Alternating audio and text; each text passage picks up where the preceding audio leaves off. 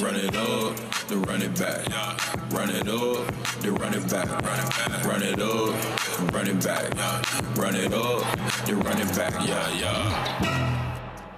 Good morning. Happy Thursday. Welcome to Run It Back. Look at us all in our homes. We got Lou Will, we got Chandler P, and myself. How are we feeling today, boys? Like the hair today, Beads. Oh, it's unwashed, so now I know. That's the secret. Life's good. Life is good. Guys, we got a lot of basketball to get to. We've got Chris MANNIX coming up in a little while, but we start with the game last night. Hawks, Cavs holding the guys off on this one behind Donovan Mitchell's 31 points, 7 rebounds. Mobley finishes with 22 points, 19 rebounds. This is probably maybe kind of going to be somewhat of a playoff preview, which is what we're hoping, by the way. But that all being said, there were some words that were said before this game that I'm wondering if perhaps maybe had an effect on Mobley, because Mobley did have a good night, and Kendrick Perkins in the pregame, or before this game anyways, basically compared him to a Hostess cupcake. Look, I don't know if you guys hear this stuff when you're playing. I don't know if you care. I don't know if somebody texts you and makes fun of these things, Chandler, but does this kind of stuff motivate a dude? No. Evan Mobley is a stud. He's coming off as, an all-star year. He's a huge piece to a contending team that has aspirations and goals to win a championship. And he's, the second option on that team, who's unbelievable defender. The guy's 24 years old, averaging 18, 9, and 3. I don't think he's taken the words of anybody that is not him or his coaching staff or his inner circle seriously.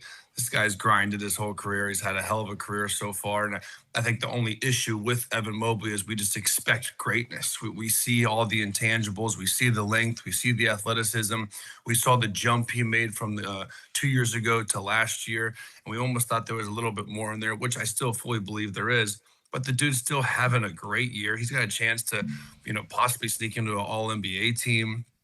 He's averaging 2 blocks a game. Like, he's still just effective on the defensive end. And I still think he's got a whole other level offensively to expand his game. So, no, I don't think you're motivated by Kendrick Perkins' comments at all. You definitely are aware of them. I definitely think your friends send it to you and you kind of laugh at it. And you don't forget them. But no, I don't think a player of Evan Mobley's stature is paying any attention to what Kendrick Perkins has to say. Now, the free throws to me is an anomaly. The guy's shooting 60% from the free throw line. He's got to figure that out. And I don't know if that's mental, if it's getting to the line more, but he's leaving points on the board there. But no, this dude's a stud. He's not listening to a word he's saying. Yeah, agree with Chandler. We're not going to give Perk that kind of power. And we can just dumb it down a little bit. In the last 5 games, Evan Mobley is averaging 20 and 11. And 4 out of 5 of those are wins. So we're not just going to dumb this down to a Kendrick Perkins comment. He's probably trying to light a fire up on the Evan Mobley or create some content, which both are fine. That's okay. But Evan Mobley's been playing at a high level this entirety of the year. Has there been some inconsistencies? Sure. But you're going to have nights like that when you play alongside James Harden and you play along Donovan Mitchell, ball dominant guys that can go out and give you 30, 40 points a night.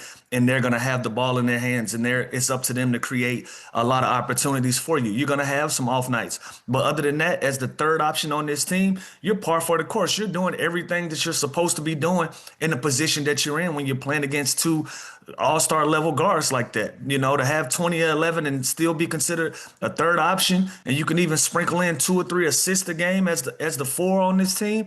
That's a really good season. That's a really good year to me. And like Chandler just said, he might even have an opportunity to sneak in one of these all-NBA teams. But we're not going to give the credit to Perk for saying that.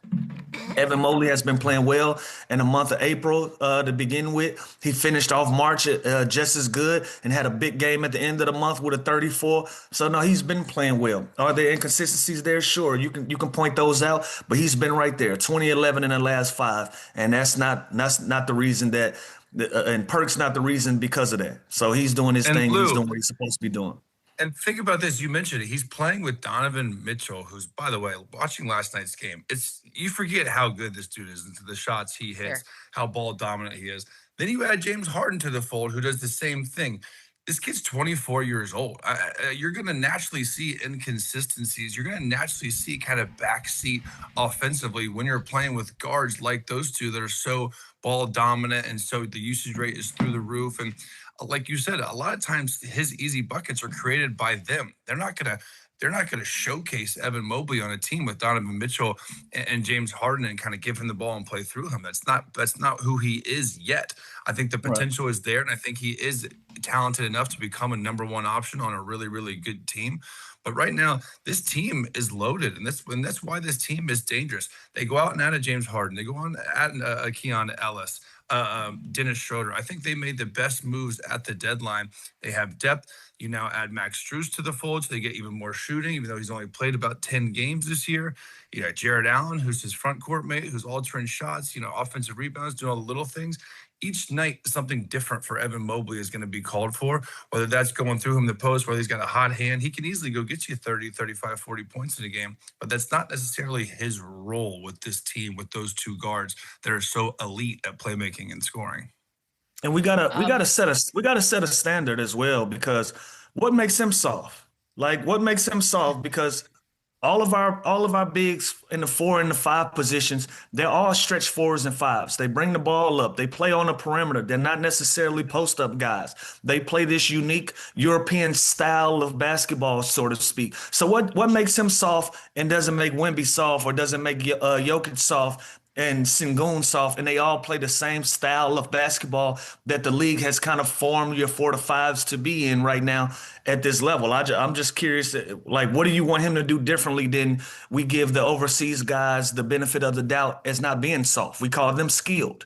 All the European guys that play this same style, we don't call them soft. We call them skilled. So what sets Evan Mobley apart from the other guys? I'd be curious to know from Perk's point of view. But again, this is something that he's been playing at a high level before this comment was made, 20 and 11 in his last 5. So if Perk was trying to light a fire up under him, I'm not sure we're going to give him that kind of power. He's been doing that all month long to begin with. Maybe he was hungry. Hostess cupcake, underrated, delicious treat. That could have been something. Maybe a little shameless plug. Nothing wrong with it. Yeah, there's an ad coming out soon. Who knows? Who knows? I love those things. I'm glad you guys mentioned James Harden, because I do feel like in these last month or so, we've sort of quieted on our talking about the Cavs, and he's just fit in quite nicely. We've got a 25 game sample size at this point. 19-6 is what their record is. And by the way, in that 19, there are some pretty notable wins. Denver, New York, Detroit, they've had some victories there. So now, Chandler, as we are a couple games away before things start to get real, how do you stack this Cavs team up against the rest of the Eastern Conference? I've been all over this team since jump. You guys know that. You like the Celtics, you like the Pistons. Like, I've been all over the team. You love them. I just think they're super stacked. I think they're talented. Donovan Mitchell is unbelievable. They got 3 guys that could be all NBA. James Harden's definitely going to make probably 3rd team. Donovan Mitchell now has a chance to make 1st team. And Evan Mobley, all the stats we just said to him, he has a chance to sneak in there. And then they have 6, 7, 8 guys that can go down and they can plug and play. They have shooting. Sam Merrill's having a career year where he's been unbelievable. Like, they just have so many different ways to hurt you. They're top heavy. They have solid bigs that don't demand the ball, that like you could just kind of let them eat off offensive rebounds. And they have guys that can get out in transition. Like, this team is very dangerous. Obviously, I don't want to take anything away from the Pistons and the Celtics that have had great years, and the Knicks have kind of had a roller coaster season, but they're up and down. But I think this is the only team in the East besides those top 2 teams that has a real chance of coming out and giving one of those Western Conference teams a run for their money. And I love Darius Garland. I think for the future, I think he's going to continue to develop. But I think James Harden makes his team better right now. That experience, that playmaking, the way he can score, the way he can get to the free throw line, it's just a different dynamic that Garland didn't provide. And that's nothing against Darius Garland. I think he was great. I just always think there was some sort of disconnect with him, and whether Donovan Mitchell or that offense or that team. But with that being said, I love, again, Keon Ellis, Schroeder, getting Max Strus back in. Like, they just have weapons on weapons. They have to defend better. Defensively, they've been really, really bad. But they can score with the best of them, and they're just so deep. They're so talented, and they can hurt you in so many different ways. I think they have a chance to get to the Eastern Conference Finals, and I wouldn't be surprised if they came out of the East. Like, they are that good in my eyes. You love them, Chandler. What do you think, I don't know why. I got a thing for them. Yeah. They are a stacked basketball team. Now, I just look around the league and I look at the Boston Celtics, and the first thing that I think of with the Boston Celtics is toughness. When I look at the Detroit Pistons, I think of toughness. When I think of those two teams, then outside of that, I think of really talented teams. New York Knicks, talented. Cleveland Cavaliers, talented. But I don't see the toughness that they have. So if that's the conversation we're having as far as getting out of the East, then I'm going to look at the teams that has talent and toughness. That's the only thing that you would look at, this Cleveland team that's missing. However, they're probably the most skilled team. And if they can bottle that up and use that for every single game going into this postseason and in the postseason, then Chandler's right. They're going to be one of the more scarier teams to match up against if they can get James, Donovan, and Evan Mobley and the rest of those guys on the same page to just do their jobs at a high level. If they can do that, the Cleveland Cavaliers are one of the other scarier teams, but I look at Denver, I look at Detroit, and I look at Boston in a different light because of the toughness, but how they're able to walk games down, walk teams down, and just play under duress all of the time. Sometimes I see Cleveland, they don't necessarily win the games like a last night against Atlanta where they get down early and they got to walk a team down. They usually don't allow themselves an opportunity to win those games. If they can do that, they're for sure the most skilled team in the East, and they can get out for sure. In fairness, Chandler, too, I think a lot of us, because remember last year we were basically a Cleveland Cavaliers show. And I think it just got a little burned. And I understand it's a very different team with James Harden and things look bright. But I think that's partly mentally why some of us are just like, let me just wait. I want to hold off on my love affair with the Cleveland Cavaliers. And what's tough too, Bees, is we want to see them do it in the playoffs. Now they add a guy who hasn't had that much success in the playoffs. Exactly. So it's like we need to see both James Harden individually and this team, under Atkinson kind of take that next step, in the postseason when it matters the most.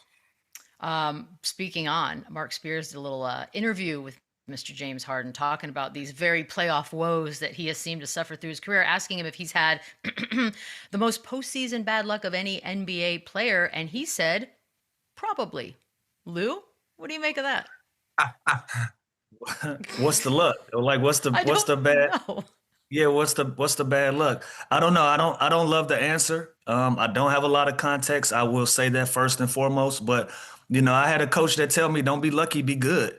Like, be great. Don't be lucky. Don't depend on luck to get you through anything. So if he's saying that he's had bad luck thus far, there's nothing else on the table this year besides you and your teammates to go out there and prove it. How much better is it gonna get than this? How much luck are you gonna have than to have a Donovan Mitchell next to you and an Evan Mobley playing the way that he's playing, and all of the other guys on that roster that they brought in, Keon Ellis, Schroeder, Strauss is back. Obviously, Jared Allen is there. You got a Coach of the Year candidate. You got all of the pieces that's favoring in your direction. So if this ain't luck or this ain't being good, I don't know what else is. So there's nothing else to put to the table other than going out there and doing it at this point.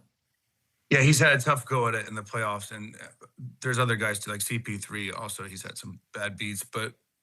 Now, what's the excuse now, right? Because the Eastern Conference is wide open. Obviously, the Pistons are great. They're tough. Cade Cunningham made a return last night, which was great to see. The Celtics have shocked the world of their season, but the door is wide open. Like, the dance floor is yours, Cleveland. Wow. This is now the most open it's ever been to kind of put that narrative aside, put luck or not, and kind of will this team to an NBA Finals. Like, you have all the talent, you have all the depth, you have the coaching. The guy just won Coach of the Year last year. So, like, there should be no excuses at this point. You just made the best moves at the deadline. You bettered your team. Now you're going into a playoff run where you're going to have home court advantage. Like, there's no excuse this year for Cleveland. I don't know if they lose first or second round. Do they shake it up even more? Do they kind of make different moves? But there's no real excuse out there for me, this team, because they have it all to compete. And I think they're just as talented as every team in the Eastern Conference. And there's no excuse not to come out of the Eastern Conference in my eyes. You know what makes me nervous, guys? I'm just saying this, it's my thought. But if they were to get beat in the first round, and that we know that the NBA Coach of the Year is sometimes a kiss of death, and Kenny Atkinson was to lose his job, like, that has just popped into my brain recently. And I'm like, Man, that If can't they happen. fired that man after losing first round, then they need to fire the GM. That would be ridiculous. We've seen them do this. Like, Coach of the Year can be an actual kiss of death in this lovely league. Let's talk standings. So I've got my standings here. What's really fun about this is that the spots between 5 and 9, everything's up in the air, right? So Cleveland right now and the Knicks are kind of back and forth, and I'm wondering, their opponent is kind of up for grabs at this point. If you're Cleveland, are we wanting to stay in the 4th spot? You're only a half game back of the Knicks. Is it better to stay in the 4th spot, Chandler? Like, what? Let's do some math. What are you thinking? I don't think so. I think you play to win. I think you try and get the highest possible seed and you let the chips fall as they may, especially as close as this is right now. You can control your own destiny. You can't control the teams right in front of you and behind you. We still don't even know who's going to be in the play-in in the Eastern Conference. Nope. Like, we don't even know how that's going to shake out. So you can't play with the game like that. You can't, I don't know how my computer went down. You can't mess with it like that. That is by no means the strategy, and it should be. Now, if I had my choice, yeah, like last night you saw, at home, Atlanta still gave them a run for their money. They still, they match up pretty well with them, and I'd prefer, a Toronto or an Orlando or Philly, but it's all. They're more talented, and they should handle whoever it is to the point where they don't have to go and try and pick their matchup. Just play basketball, take it one game at a time, finish the season strong, and go into the postseason healthy with momentum, playing great basketball. That's all you can ask for. They already got home court advantage, which is huge. Now let the chips fall as they may of whoever they draw, and then you go from there and you strategize and you plan and you move forward day by day in the playoffs, and you don't look ahead and you just focus on the task at hand. So if I'm Cleveland, it's exactly what I'm doing. And if it's Atlanta, all right, let's rock. Like we know we can beat them. We just played them last night. So what? Like, let's go. We've had a great season. Now it's on. Lou, this sounds like Atlanta's the more formidable of the opponents in there. Atlanta's good, man. Watching that game last night, they're like they lost, but I'm still like, damn, like they are good. Which makes me think some of these other teams would be ideal. Let's go from a Cleveland Cavaliers fans perspective, because I know the players are playing to win, but the fans are probably like, oh, I don't want so-and-so. What do you think? Well, lucky for us, the fans don't make decisions. These guys got to just put themselves in the best position possible, and they're doing that right now. That was a good quality win last night, and it was a great opportunity to see what's ahead in the next week or so in a possible playoff matchup. It was a good sample size for both of these teams to see, and I'm sure they'll make adjustments if need be, if this is the matchup. But Chandler's 100% right.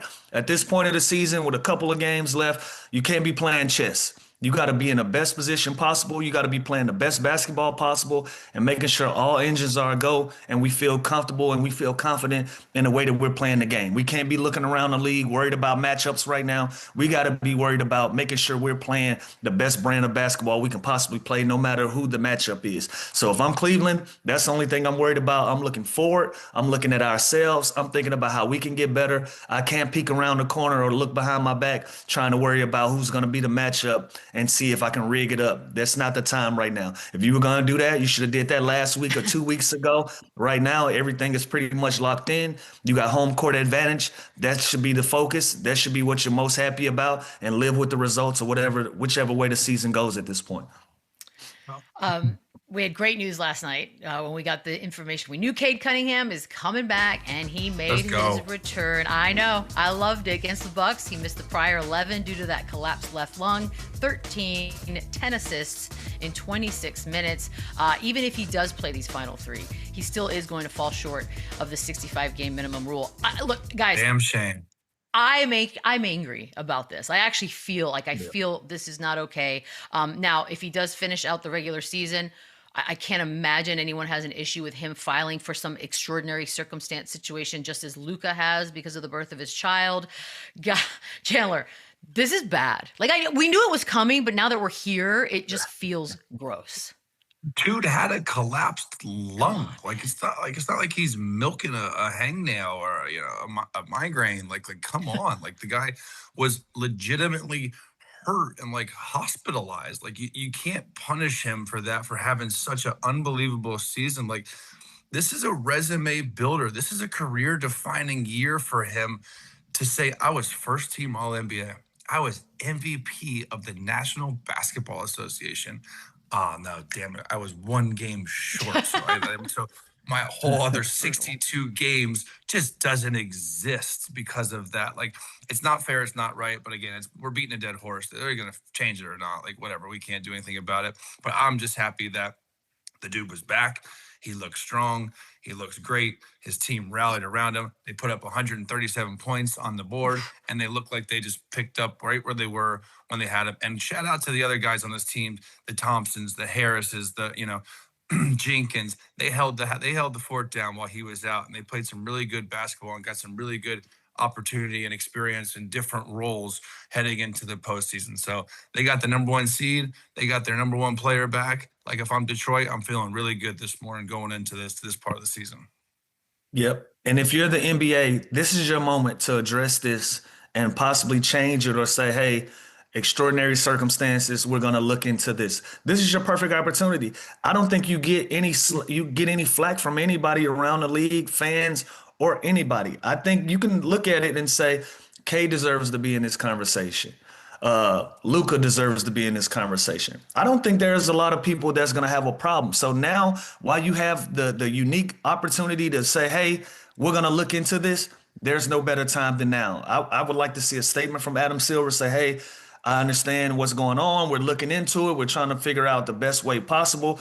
Anything. This is the time. You don't want it to be one of those years where it's up in the air or one of those things, and then you want to look at it. No, like, look at it now when the fans are saying, hey, these guys deserve it. Coaches are saying, hey, these guys deserve to be in this. Their peers. Everybody knows that it's a few of these guys that's supposed to be in this conversation, whether they played 65 games or not. So filing the appeals and the extraordinary cases and all of that, that is a formality that needs to be done. But the league sees it as well, and it's messing with the integrity of these awards as well. Like, again, some of these guys are going to get on first team that's probably not deserving of it. They deserve to be second team. Some of these guys that's going to miss it, they absolutely deserve to have first team on their resumes. So what better time now than to address it? I would like to see the NBA do something better sooner than later, for sure. Yeah, and you know what? It's a really good point, because Adam Silver, I know him. He's phenomenal. Like, he's a great dude. He's innovative. He tries new things, and this is just one of those things. And what an opportunity for him to kind of step up and guy who has the power and say, you know what? This isn't right. I don't care what the rule says. I don't care. We swung for the fences here, and we tried to give the fans a better experience because of load management. But Luka's situation is an exception.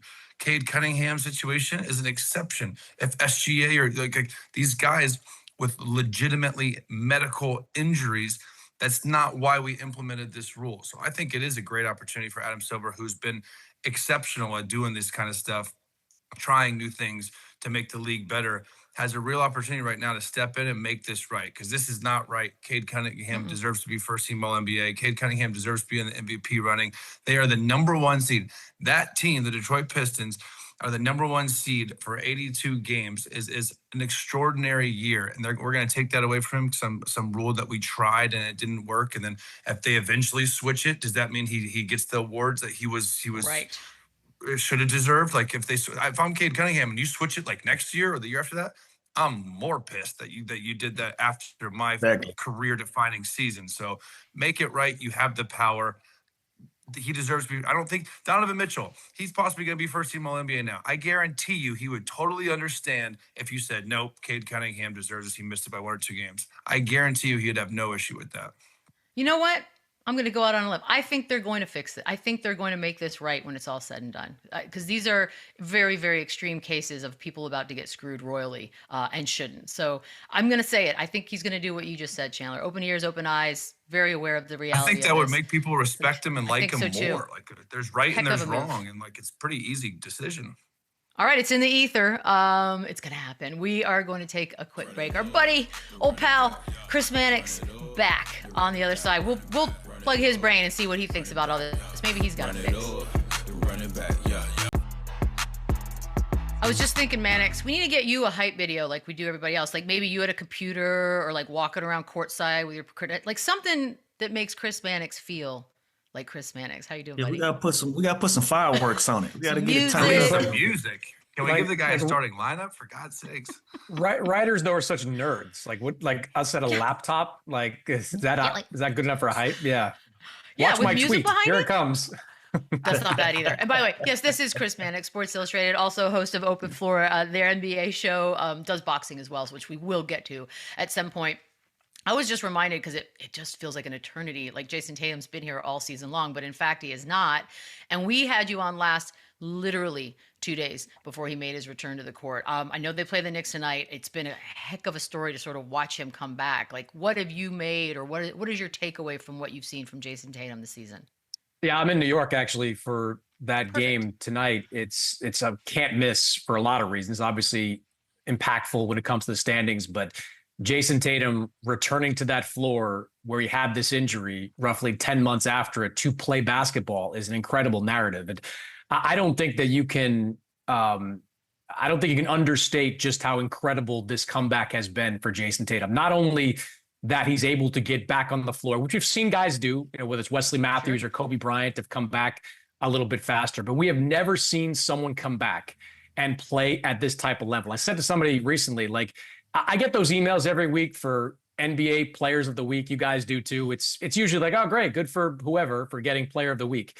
I'm not going to tweet about it. I'm not going to write about it. But Jayson Tatum getting the NBA's Player of the Week, like 3 weeks after returning from this type of injury, averaging 28 points per game during that stretch, is one of the most remarkable achievements I've ever seen. And it's not crazy to say that, like, Jayson Tatum, his recovery, how he attacked his rehab, his surgery, these are all things that are going to be studied by professional athletes in teams for decades to come. This is the gold standard for how you bounce back from this type of injury. Chris, as a dude that's been hurt and had nothing as serious as Achilles, I don't physically understand how he's doing it. Like, no minute restriction. The guy's playing 32 minutes like a night. It's unbelievable what he's doing, and especially with the Achilles. It's funny. Like, I don't know all of it. I know how he's approached his rehab, how he's attacked his rehab, but I got to believe, in my non-medical opinion, that the fact that he had this surgery, like really within like 18 hours after suffering the procedure or after suffering the injury, had to have something to do with it. Like the fact that he got injured in New York City, the best medical city in the world, maybe outside of Boston, and he had this procedure immediately had to have had a positive impact on his recovery. So I think this is something that you're going to see guys who have an Achilles injury, who have something like this, insist on right away getting to the hospital, having a procedure done, and being able to attack this rehab, a few days after the injury rather than a few weeks. Yeah. Well, with that being said, and everything that you've seen, do you still think Boston can come out of the East right now? You got to believe in them. Everybody else I look at, they're really good. Don't get me wrong, but I see more flaws in them than I see in the Celtics right now. I mean, New York, they're a mixed bag at the moment. I mean, some days you look at the way Cat plays and Jalen Brunson plays, you say that's the team that can level up and get to the finals. Other days you wonder if, Cat, how he fits in with this group, how Mike Brown's going to coach this group. So it's tough to look at them and see consistency. The Pistons, I love. Cade Cunningham coming back is a remarkable story in and of itself. Do they have enough shooting when you get to, I would say, a conference finals against the Celtics, who are going to put up 45 to 50 3-pointers per game? Is Duncan Robinson enough? Do they have enough guys that can roll out there to shoot threes? Cleveland, flawed team as well. So, look, it's the Eastern Conference. It's clearly the weaker of the two conferences. But if I'm Boston, I'm feeling great about my chances with Tatum playing the way he's playing. I like that. But let's measure them up against the West. Do you think, with the way that they're playing, can they actually do it? Can they win a championship and beat whoever comes out of the West as well? I don't know, man. Like, it's like whoever comes out of the West is like Thanos. It's like they're just a super team that's just really going to be hard to knock off. I think the Celtics' best chance, quite frankly, of beating a team coming out of the West is if that team coming out of the West is so beaten up from their playoffs that they're a little bit of a lesser version of themselves, which I think is possible. Look, we've got some gamesmanship going on right now with that 2-3 spot, with teams trying to kick the Lakers down there. So you get the San Antonio Denver matchup potentially in that second round. I'm sure the hope is in Oklahoma City that those two teams beat the crap out of each other for 7 games and a wounded version of them comes into the conference finals. And same thing for a Boston, whoever comes out of the East, they want a wounded version of Oklahoma City, Denver, San Antonio, whomever comes out of the Western Conference. I think that's their best chance, because straight up, even though the Celtics played really well this year against Oklahoma City, they played well against San Antonio. I still like those teams' chances because I think there's a general talent gap between them and the Celtics. I didn't look at it that way. Those teams are so strong out west, they might just beat the hell out of each other and become a lesser version of themselves. I didn't look at it that way. Stop saying it. Stop saying it out loud. Don't make me light candles. Hey, Michelle, I'm telling you, if it's San Antonio or Denver that second round, I'll be at every single one of those. I was at the game on Saturday. Yeah. Like, I circled that game on the calendar weeks before when they played in Denver. That was worth every nickel it cost to get out there to watch Victor Wembanyama and Nikola Jokic go at it in the most high-level center battle I think I've ever even heard of since Russell Chamberlain. Like, I want to see 6-7 games of that. Yeah, I know, but I want them all to come out, like, just whoever wins and whoever, I want them all healthy when they come out of it. It's going to be beautiful. Okay, I'll light candles. Chris, go ahead. Missoula gave us another zinger the other day where he dismissed coach of the year and kind of said it's a stupid award. Now, you've been around the guy. Is he just dismissing this, or does he actually mean that and does not care the slightest about that award? It's hard to say because with Joe, and I've known him for a few years, like, you don't know where the bit ends and Joe begins. Like, what's real and what's not sometimes with Joe Mazzulla. Look, I think he wants the award. I think he'd certainly appreciate the award, if for no other reason than it rewards his staff for the job that they've done throughout the course of the season. And look, we've had this debate on this show before. I think Joe should get the award. I think JB's been outstanding this year with Detroit. He probably should have won it last year because of going from 14 to 44 wins is a remarkable accomplishment. Mitch Johnson has been outstanding in San Antonio with the job he's done with the Spurs, getting them to number 2 after not making the playoffs. But think about the expectations we had for the Celtics coming into this season. What was it? 35, 40 wins? No way we thought of that team as a championship contender. Nobody thought the signing of Luka Garza and Josh Minot would be like a difference maker for this team during the season. Nobody thought that Cade was going to evolve into a most improved player. I could go down the list. Like, they lost, 4 guys from last season's team and didn't really replace them with anyone you would consider a comparable replacement. So here they are with a bunch of kind of, second-tier guys coming into the year. They've turned them into first-tier guys. And Joe Mazzulla, I think, deserves a lion's share of the credit for that. I think he's done the most remarkable coaching job that we've seen this season. That's fair. I think he's brilliant because if you Google NBA Coach of the Year, literally he's first now. So I think it's all part of the plan. He's a cunning one, that guy. You are a voter, an NBA. You vote on all of this. The NBA MVP is the big one that we were all discussing. I love it. I think it's refreshing that this is a many-man race rather than a 2-man race this season. Number one, have you already, you've decided who you got? Like, what's your process? And have you changed your mind a bunch this season? I've changed my mind a ton this season. I think right now I'm pretty firm on Shai Gilgeous-Alexander getting my vote. I won't cast it. We don't get the votes, I think, till Sunday, Monday. But I feel pretty good about Shai being at the top. I think he's had the most consistently brilliant season. I don't like the argument that late games count more than early games. Like, I watched that 18-1 start the Thunder were on before Jalen Williams played a minute. I watched Shai average 33, I think, points during that stretch. He's just been consistently outstanding. This Thunder team without Jalen Williams is 33-4 this season, those games that Shai played. I mean, that's a real number. That's a second-team All-NBA guy that was gone, and they went 33-4 with Shai as the head of the snake. They've had the second most injuries in the league this year, and he's still putting up comparable or better numbers than he did last year for the number 1 seed in the NBA, and certainly in the Western Conference. So I feel pretty good about Shai. The rest of the ballot, I can't even get to. This Cade Cunningham thing is thrown all into a loop. Like, I heard you guys talking about this before. Like, Cade's not going to win MVP. He's probably not in consideration for a top 2 spot. But the All NBA thing is the bigger challenge for voters, because to me it is going to come down to it's Cade. To me, it's Cade or it's Jaylen Brown in that last spot. Wow. How about a Sophie's choice right there? I mean, that's not one that I'm looking forward to having to make if Cade gets this exception. I do think, not to keep going all over the place, but Luka Doncic, he's got a great case for this exception. He's going to get it because missing 2 games for the birth of his child is quite literally what this exception was designed for. Cade might have a bit of a more difficult time because he's been out because of injuries, tough injuries, and certainly a crazy one most recently. But I don't know that he fits into that special exemption that the NBA has in circumstances like this. So I'm very, look, I would do it. Talking to people within the NBA, Michelle, they would do it too. But like, this is not the NBA.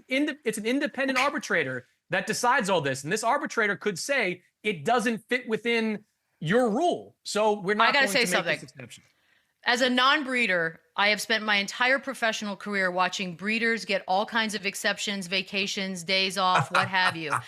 If this, in fact, is going to only benefit Luka and not a man whose lung collapsed, I really take exception to this rule. And I want to know, like, it's timeline, by the way, as a voter, have they told you that the decisions will be made by such and such, or are you guys going to be voting without knowing this? We'll know. No, we'll know. Like, I guess, and don't hold me to it, but I guess that these petitions, these grievances, I guess what they're referred to, have to be filed before Sunday. So it's not on the NBA to just decide what to do. Their respective agents and teams have to file these grievances with the league, and then it goes to the independent arbitrator. Now, the NBA does play a role in this, in that, like any arbitration, they can argue their side. I've gotten the sense that they have no intention of arguing the Luka Doncic side, that they're going to let that one just go and Luka will get that exception. I don't know what their position is going to be on Cade Cunningham. It's pretty fresh. It's only been the last 24 hours since he's been back. But I think that's going to be interesting. Like, do they go into that arbitration offering a case against him doing this? If they don't, that could certainly go a long way towards Cade getting that exception. Tears of anger. That's a lot. Chris, let me see if I can poke you for another vote that you'll tell us about. Because so far I got Con as the rookie of the year, despite this late run from Cooper Flag. Who do you like for rookie of the year? I haven't decided yet, but I'll tell you, I'm leaning towards Con Knipple as well. And it's mostly because of him playing in high-level games down the stretch, meaningful level games, and still producing at a high level, whereas Cooper Flag is stuck in a position where his team's not very good. Now, he's put up ridiculous numbers as of late. And in a vacuum, you'd have to say that Cooper Flag deserves Rookie of the Year. But I think the competition and the level of the games, the consequence of the games, they matter. And Con Knipple has been in these almost every single night for the last 3 months as Charlotte's battled for position there. So I haven't officially made up my mind yet, but the fact that Con Knipple is playing in these games, that weighs pretty heavily on me right now. There you go.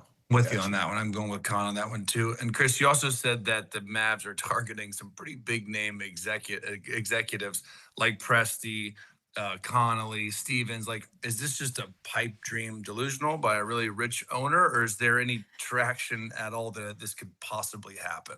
I mean, an analogy could be like, as someone that works for Sports Illustrated and went to all the swimsuit parties back in the day, it would be like, I want to date one of them. Like, that kind of be, kind of be how it. Because you're throwing, like, it is. A lot of this is pie in the sky. You're throwing these names against the wall. Like, Sam Presti's not leaving Oklahoma City for Dallas. Brad Stevens is not leaving Boston for Dallas. Could Tim Connolly be in the mix? I think maybe. We'll see how his situation plays out in Minnesota. There's a lot of moving parts out there. I think Kobe Altman is someone to keep your eye on in Cleveland. Something could potentially be in play there. But, this is really ownership, coming out and saying, well, like, wow, we've got this job. Let's go big game hunting. Let's go shoot for the stars there. But I think the two biggest names are not in play. Conley, Altman, maybe. I also wouldn't dismiss Jason Kidd as a candidate for this job. I mean, Jason Kidd is very well respected, for what he's done in Dallas, and he's very well liked by ownership. And if he wasn't the head coach of this team, doing a great job developing Cooper Flag, he might be in consideration more strongly. But I think the only thing holding Jason Kidd back or preventing him from being a real candidate for this job is the fact that Dallas wants to keep him on the bench and wants to keep some stability with Cooper Flag in his second year in the NBA. But I would still keep my eye on that. I think that's something that Jason is let's say he's interested in. I would say he's very interested in that job in Dallas. There you go. I also want to pick your brain on the whole Giannis Buck situation, right? It's safe to say he's probably played his last game there. And I know I'm surprised. I didn't think it'd becoming this ugly breakup situation. Like, how surprised are you and the people that you've talked to of just where this has started to where it's now become with Giannis and the Bucks. Well, yeah, surprise has gotten so messy is what most of my conversations are about. I mean, it seems like everybody's doing interviews. Like, Giannis is talking to reporters, John Horst is talking to reporters, Wes Eden is talking to reporters. So everyone is talking about this situation when the reality is it could have been handled in a much quieter way. I mean, what Wes Eden said to ESPN a couple of months ago was exactly fact. Like, if Giannis turns down a contract extension, the Bucks have to trade him. It has the same power as a trade demand because you are not going into a walk year with Giannis when you know he could walk away and you could get nothing back in return. If everybody just kind of gone to their neutral corners, this probably could have played out pretty quietly. But there's been obviously some frustration with Giannis over the state of the team, some frustration with Giannis over the Bucks' desire to keep him on the sidelines, which I think makes a ton of sense for a lot of reasons. So it's gotten pretty messy. And that's the biggest surprise, that we've gotten to this point where the Bucks are reaching the point of no return with Giannis. That's not all that surprising. I don't think anyone thought going into this year that Miles Turner was going to be the answer and that they were going to elevate to a championship level. But the fact that it's become very public and very messy, that's taken a few people off guard. In this mess, by the way, and I know Doc's got some time, but do you think they're just going to sort of clean house? If when Giannis leaves, that Doc's out too, what does his future look like? Yeah, I just think if they go full rebuild, that's not something that Doc Rivers is likely going to be interested in. And maybe the feeling is mutual in Milwaukee. Look, I think for the Bucks, and I've been a long proponent of trading Giannis. It's felt like they haven't been a championship level team for a couple of years now. Like the Damian Lillard trade didn't really work out for them. And now they go into this year and they didn't have much of a chance coming into this season. Like, if you have the opportunity to reboot this team and get the kind of trade package that, could set you up the same way it set Oklahoma City up, the same way it set Boston up, all these teams that are on top right now, I think you've got to do it. And the value for Giannis is still sky high across the league. And that goes into the coaching situation too. Like, if you let go of Doc Rivers, who was brought in because of his championship pedigree, you've got a great opportunity to go get one of these top young guys who are assistant coaches. You guys know the names, like, sorry, Michelle, but Sean Sweeney in San Antonio, he's going to get a job at some point. Yeah. Jared Dudley in Denver is going to get a job at some point. You have a chance to be first on one of these top level assistant coaches who can grow into that role as your new team grows into its role. Stop picking apart my team, MANNIX. Good Lord. First they're injured. Now we lose coaches. What is wrong with you? We're gonna take a break. We're going to thank you. This is going to be a hell of a playoff series. So if we get Denver, San Antonio, I'll see you out here. And we'll be right back. Yes, sir. Appreciate it. Run it up, run it back, run it up. I got a fun buying that for you guys. Lou, you're up first on this because John Morant throwing up his peace signs on the way off the court. Grizzlies' final home game. That was on Monday. Look, we haven't really talked about John in a while, but is that it? Like, was that his last appearance as a Memphis Grizzly in that building?